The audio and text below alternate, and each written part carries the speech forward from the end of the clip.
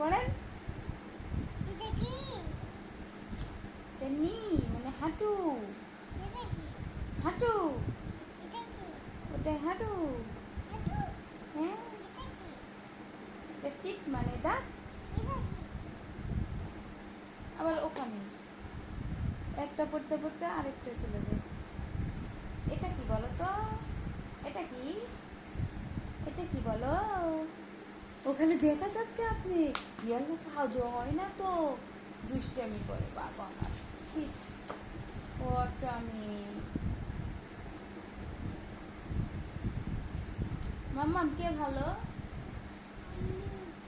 কথা কে?